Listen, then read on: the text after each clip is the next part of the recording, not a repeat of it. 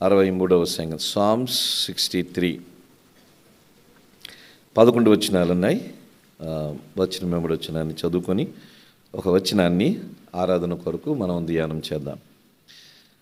దేవా, నా దేవుడవు నీవే, వేకువనే నిన్ను వెదకుదును.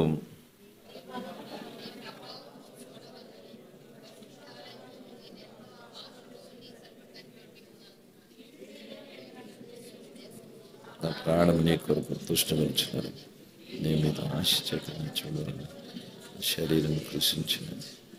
నీ కృప జీవము కంటే ఉత్తమము, నా పెదవులు నిన్ను స్తుతించును.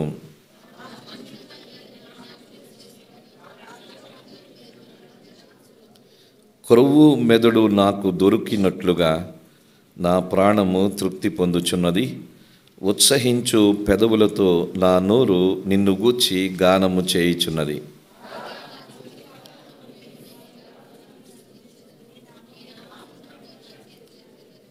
నీవు నాకు సహాయకుడివై ఉంటివి. నీ రెక్కల చాటున శరణుజొచ్చి ఉత్సాహధ్వని చేసేదను.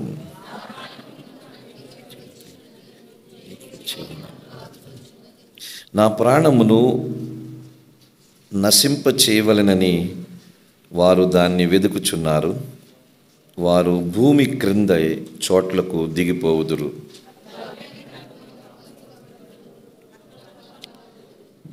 రాజు దేవుణ్ణి బట్టి సంతోషించును. ఆయన తోడని ప్రమాణము చేయు ప్రతివాడును అత్సీలును, అబద్ధములాడి వారి నోరు మూయబడును. ఈ పైన మనం చూస్తే దావీదు యూదా అరణ్యములో కొంచెం అది వస్తుంది. దావీదు యూదా అరణ్యములో ఉన్నప్పుడు రచించిన కీర్తన అని మనం చూస్తున్నాం. దావీదు జీవితం అంతా ఎప్పుడు పరిగెట్టడమే, శత్రువుల చేత వెంబడించబడమే. చెప్పాలంటే చాలాసార్లు మనం ధ్యానం చేసాము. దావీదు రాజు అనగా ఉన్నాడే కానీ జీవితంలో ఎప్పుడూ సుఖాన్ని అనుభవించలేదు. రాజుగా అభిషేకము చేయబడిన తర్వాత సౌలు చేత తరంబడ్డాడు. దావీదు దరిదాపు 16 సంవత్సరాల వయసులో అభిషేకించబడ్డాడు. కానీ సింహాసనం లేదు. సౌలు ద్వారా వెంబడించబడ్డాడు చంపబడ్డానికి. అంటే 14-15 సంవత్సరాలు రాజ్యము లేకుండానే ఉన్నాడు. అభిషేకించబడ్డాడు రాజుగా, కానీ సింహాసనము లేదు, రాజ్యము లేదు. సరే, ఒక రాజు అయ్యాడు. 30 సంవత్సరాల వయసులో రాజుగా సింహాసనం మీద కూర్చున్నాడు సౌలు మరణించిన తర్వాత. కానీ ఆ తర్వాత కూడా శత్రువులు, ఫిలిస్తీన్లతో యుద్ధం, ఆ చుట్టుపక్కల ఉన్న శత్రువులతో యుద్ధం. ఇక తర్వాత కొంతకాలానికి తను పాపంలో పడిపోయాడు. తర్వాత దేవుని శిక్ష తన మీదకి, తన కుటుంబం మీదకి వచ్చింది. తన కుటుంబంలో సొంత కుమారులే తనకు వ్యతిరేకంగా తిరుగుబాటు చేశారు. చంపడానికి కూడా ప్రయత్నం చేశారు. రాజ్యాన్ని తీసుకోవడానికి ప్రయత్నం చేశారు. ఈ విధంగా దావీదు జీవితం, గొర్రెల కాపరిగా ఉన్నప్పుడు సింహాలతో పోరాడాడు, ఎలుగుబంట్లతో పోరాడాడు. రాజుగా అభిషేకించబడిన తర్వాత సౌలుతో పోరాడాడు. సింహాసనం మీద కూర్చున్న తర్వాత శత్రువులతో పోరాడు. ఆ తర్వాత కుటుంబస్తులతోనే పోరాడవలసిన పరిస్థితి. దాదాపు 70 సంవత్సరాలు దావీదు జీవించాడు. 40 సంవత్సరాలు రాజుగా పరిపాలన చేశాడు. కానీ జీవితంలో ఎక్కడ సరైన సంపూర్ణమైన సుఖాన్ని అనుభవించలేదు. కానీ అంత ప్రతికూల పరిస్థితుల్లో కూడా దావీదు దేవుని హృదయానుసారుడు, మ్యాన్ ఆఫ్టర్ గాడ్స్ హార్ట్, నా హృదయానుసారుడు అని దేవుడు చెప్పడంలో ఏంటంటే ఎక్కడ జీవితంలో అంతకుముందు కానీ తర్వాత కానీ పెద్దగా సుఖాల గుండా వెళ్ళినవాడు కాదు. దావీదు వలె నువ్వు నన్ను దీవించు అని మనం ప్రార్థన చేస్తే మనం చాలా సమస్యల్లోకి వెళ్ళినట్టే. ఎందుకంటే దావీదు వల్లే నన్ను దీవించు, గొర్రెల కాపరి రాజు అయిపోయాడు, నేను కూడా పెద్ద ఉన్నతమైన స్థితిలోకి వెళ్ళాలనుకుంటే చాలా ప్రమాదం. ఎందుకంటే దావీదు జీవితంలో ఎక్కడ సుఖము లేదు. దావీదు వలె దీవించాలంటే దావీదు వలె శ్రమల గుండా కూడా వెళ్ళాలి. ఆ ప్రార్థన చేయడం అంత సులువేమీ కాదు. కానీ ఇంత దానిద్దరు కూడా కీర్తనలు రాస్తున్నాడు. ఇంత దాతలు ఇక్కడ మనలో ఎవరో కూడా, ఈ ప్రపంచంలో ఏ క్రైస్తవ విశ్వాసి కూడా దావీదు లాంటి పరిస్థితుల గుండా వెళ్ళిన వారు ఒకరు కూడా లేరు. ఎవరు లేరు. మనం ఎక్కడైనా సింహాన్ని చంపామా? ఎలుగుబంటిని చంపిన వాళ్ళం ఉన్నావా? గొలియాతు లాంటి వాడిని ఎదుర్కొనే పరిస్థితి మనకు ఎప్పుడైనా వచ్చిందా? సౌలు చేత తరమబడి సౌలు 11 సార్లు ప్రయత్నం చేశాడు దావీదుని చంపడానికి. 11 టైమ్స్, 11 పర్యాయాలు ప్రయత్నం చేశాడు. సౌలును చంపడానికి దావీదుకు 2 సార్లు అవకాశం వచ్చింది, చంపలేదు. మనల్ని చంపడానికి ఎవరైనా 11 సార్లు ప్రయత్నం చేశారా? అందుకని దావీదు లాంటి జీవితము, ఆ ఎదుర్కొన్న శ్రమలు ఇక్కడ ఉన్న మనమే కాదు, ఈ ప్రపంచంలోనే ఎవరు ఎదుర్కొని ఉండరు. చాలా సందర్భాల్లో మనం అనుకోవచ్చు, నేను చాలా కష్టాల గుండా వెళ్తున్నాను. అవును, మనం కష్టాల గుండా వెళ్తున్నాం. కానీ దావీదుతో పోలిస్తే మన కష్టాలు దోమకాటితో సమానం, దోమకాటితోనే సమానం. అటువంటి కష్టాల గుండా వెళ్ళిన వ్యక్తి దేవుణ్ణి కీర్తనలు పాడుతున్నాడు, దేవుణ్ణి స్తుతిస్తున్నాడు. చాలా సందర్భాల్లో ఈ మాట నేను మీకు జ్ఞాపకం చేశాను. దేవుడు అంటే ఎంత గొప్పవాడో దావీదుకి అర్థమైంది. కాబట్టి అన్ని ప్రతికూల పరిస్థితుల్లో కూడా దేవుణ్ణి స్తుతించగలుగుచున్నాడు. మన దేవుని గురించి మనము ఎంతగా అవగాహన కలిగి ఉంటామో, మన దేవునితో మనకున్న సహవాసం ఎప్పుడు గొప్పగా ఉంటుందో, దావీదు వలె అంత ప్రతికూల పరిస్థితులు వచ్చినా కీర్తనలు పాడగలము, ఆరాధన చేయగలం.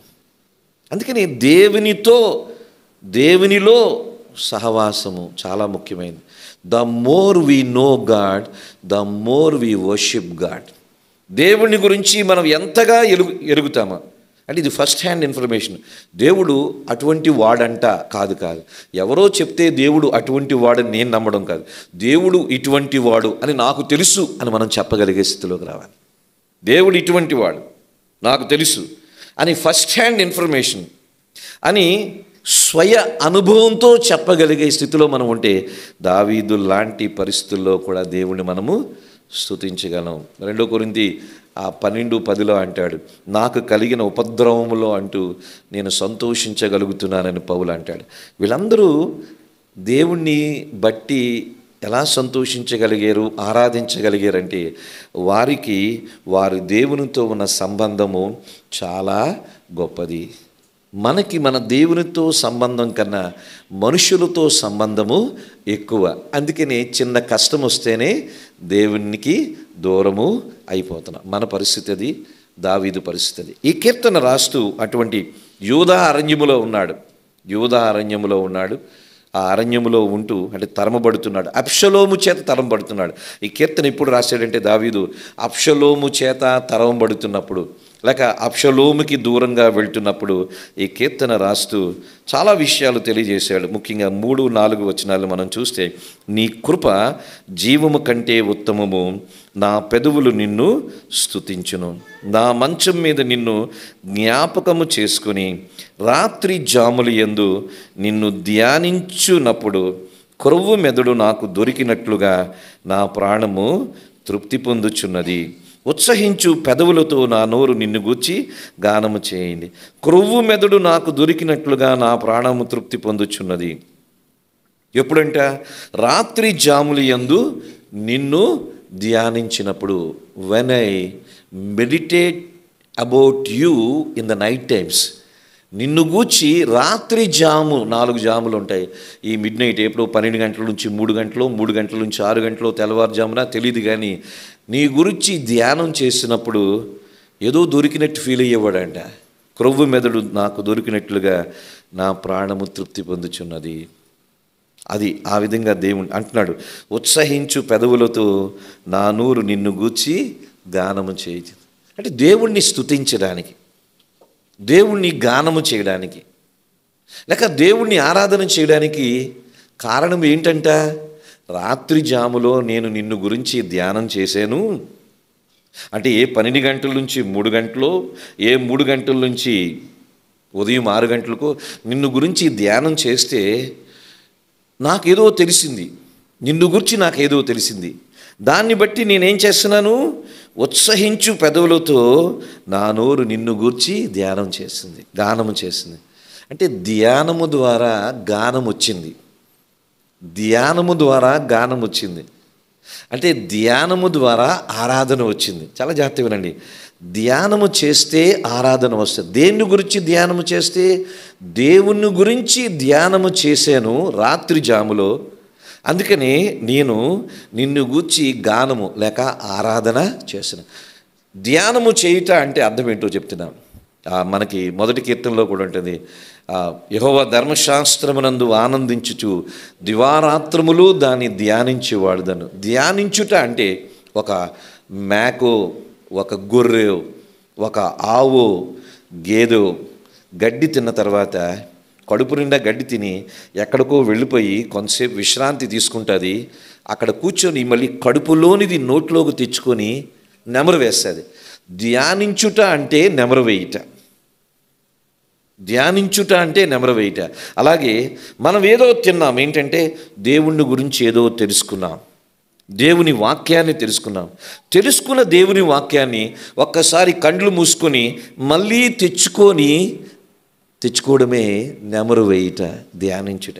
ఉదాహరణకి ఈరోజు ఏదో వాక్యం విన్న తర్వాత ఇంటికి వెళ్ళి ఏదో ఒక టైంలో ఆరాధన వర్తమానంలో ఇదిగో నీ కృప జీవము కంటే ఉత్తమం అని చెప్పబడింది. ఏంటి అది విన్నాము, మళ్ళీ ఒకసారి దాన్ని జ్ఞాపకం చేసుకోవడమే ధ్యానించుట. ఇది మీలో ఎంతమంది చేస్తున్నారో నాకు తెలియదు.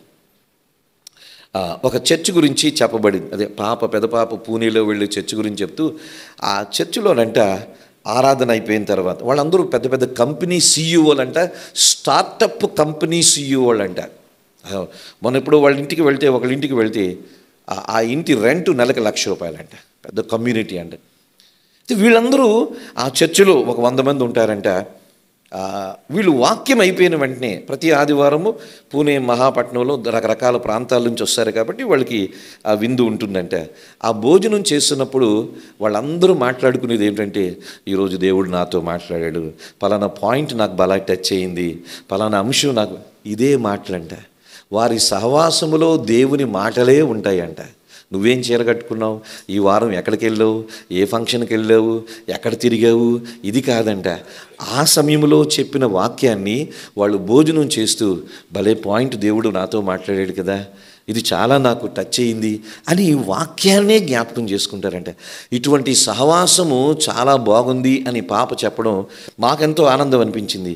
This is called fellowship. సహవాసం అంటే ఇక్కడ చెప్పబడిన వాక్యాన్ని, ఈ మాట చాలా నాకు ప్రయోజనకరంగా ఉంది, ఇది నన్ను చాలా ధైర్యపరిచింది, ఇది నాకు చాలా ప్రోత్సాహాన్ని ఇచ్చింది, ఇది కొంత నాకు హెచ్చరిక కూడా ఇచ్చింది అని మనం మరొకసారి మన తోటి సహోదరులతో మాట్లాడుకోవడమే సహవాసం. తర్వాత ఇంటికి వెళ్ళిపోయిన తర్వాత ఈరోజు దేవుడు చెప్పిన మాటల్లో ఎంతో కొంత మళ్ళీ జ్ఞాపకానికి తీసుకుని రావడము ధ్యానించుట అంటే నెమరు వేయుట. దావీదంట ఎప్పుడో రాత్రి జామున లేచి ఆ దేవుని గురించి ధ్యానిస్తూ ఉన్నప్పుడు క్రొవ్వి మెదడు దొరికినట్టుగా ఫీల్ అయ్యేవాడంట. దాన్ని బట్టి ఉత్సహించి సంతోషిస్తూ గానమును చేస్తా, అంటే ఆరాధన చేస్తా. ఆరాధన ఎప్పుడు వస్తుందంటే ధ్యానము ద్వారా వస్తుంది. When you meditate upon God, you would automatically worship God. దేవుణ్ణి గూర్చిన తలంపులు మన మనస్సులో ఉన్నప్పుడు ఆటోమేటిక్గా ఆరాధన అనేది వస్తుంది. దావీదు కాలంలో ఆరాధనకంటూ చర్చిలు ఉన్నాయా? దావీదు కాలంలో చర్చిలు లేవు. చర్చిలో ఇప్పుడు మీరందరూ ఆరాధన చేయండి అని ఎవరని చెప్పారా? లేదు. మరి ఆరాధన ఎలా చేయగలుగుతున్నాడు? దేవుణ్ణి గూర్చిన ధ్యానమే దావీదికి ఆరాధనకు సరిపోయింది. అందుకని ధ్యానం చేయాలి, వాక్యాన్ని ధ్యానం చేయాలి.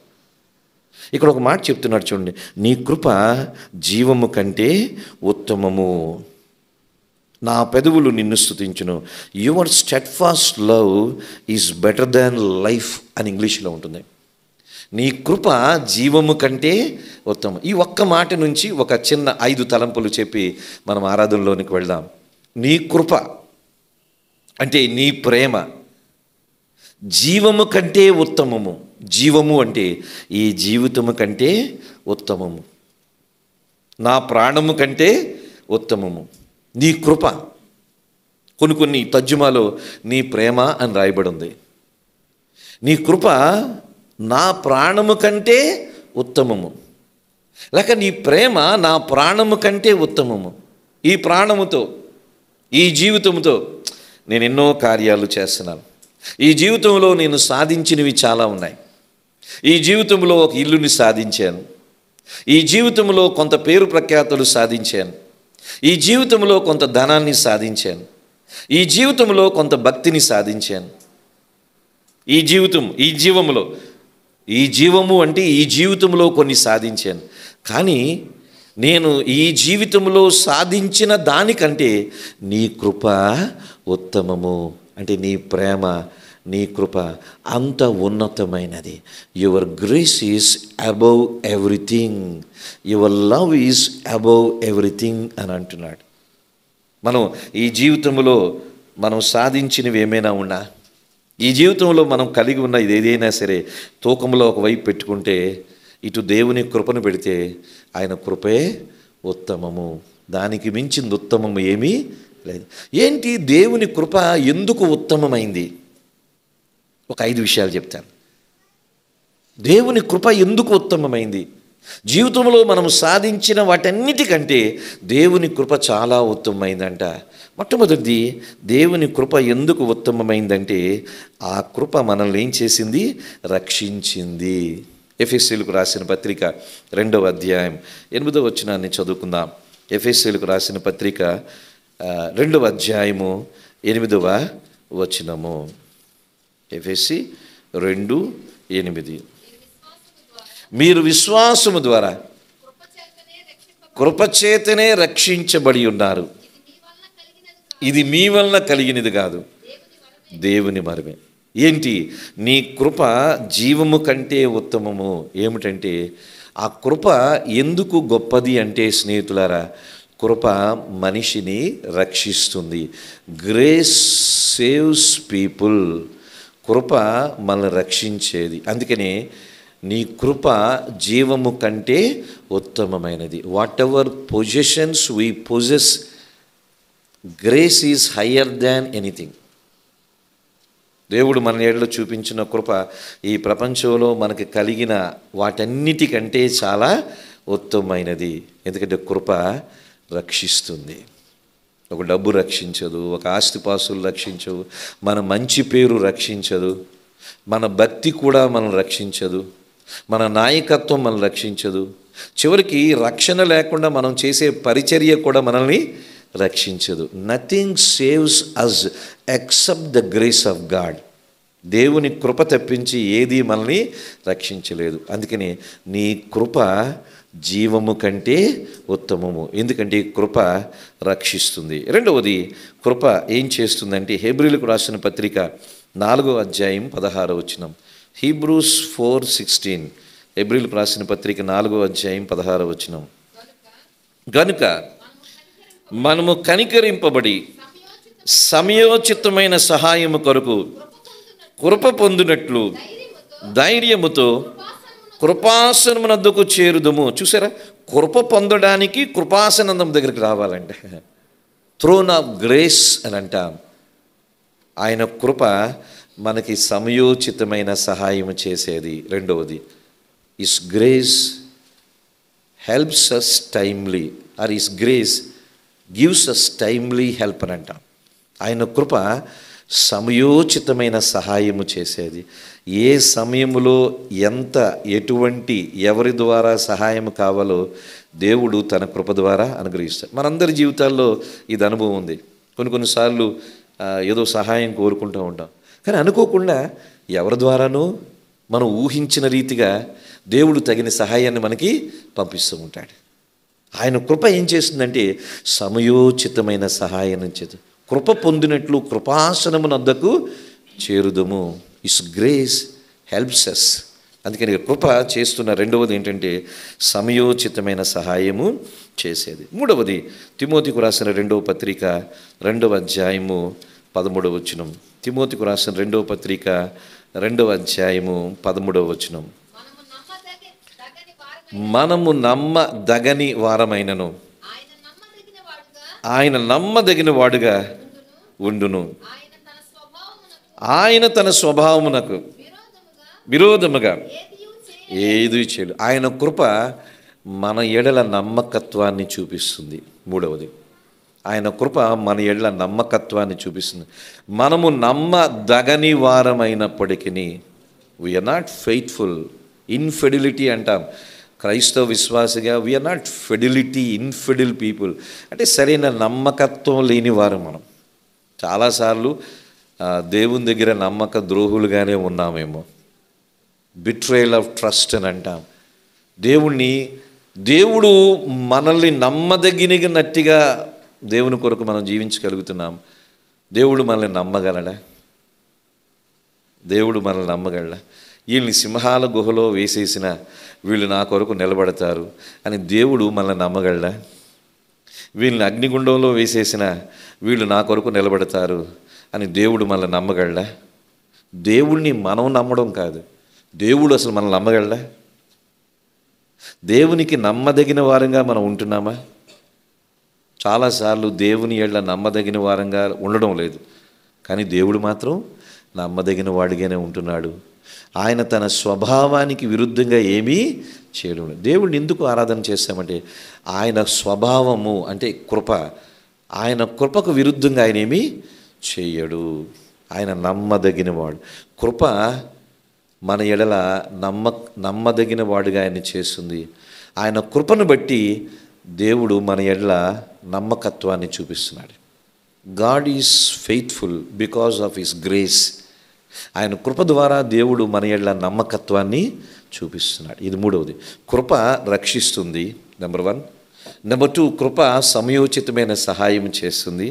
నెంబర్ 3, కృప మన ఎడల నమ్మకత్వాన్ని చూపిస్తుంది.